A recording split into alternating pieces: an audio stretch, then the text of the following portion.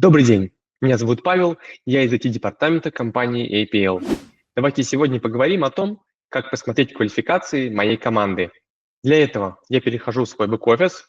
Предположим, что я хочу сначала посмотреть свою квалификацию. Для этого я по виджету перехожу по кнопке «Подробнее». Вижу прогноз своей квалификации или могу посмотреть историю своих квалификаций. Но мы сегодня собрались, чтобы посмотреть квалификацию моей команды. Для этого я перехожу в раздел «Структура», действующие партнеры. Мне нужно переключить раздел «Квалификация». У меня здесь показывается список моих партнеров структуры первого уровня. По умолчанию циферка 1.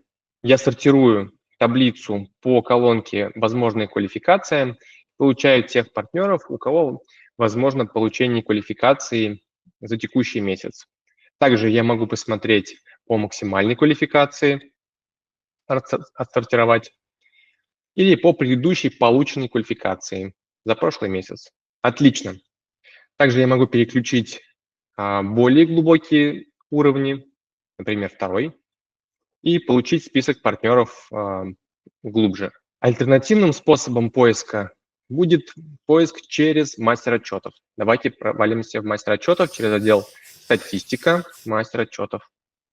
Для этого я введу название,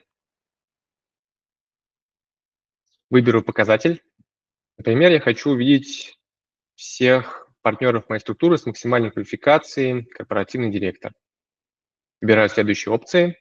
Максимальная квалификация «Корпоративный директор». И нажимаю «Сформировать». Вижу, что здесь появился новый отчет «Поиск квалификаций». Как только он рассчитается, здесь будет статус «Готово». У меня есть уже готовый отчет. Давайте посмотрим его.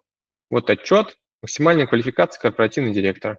Вот все партнеры моей структуры и информация по ним. Можно скачать в Excel и дальше уже произвести какие-то дополнительные действия.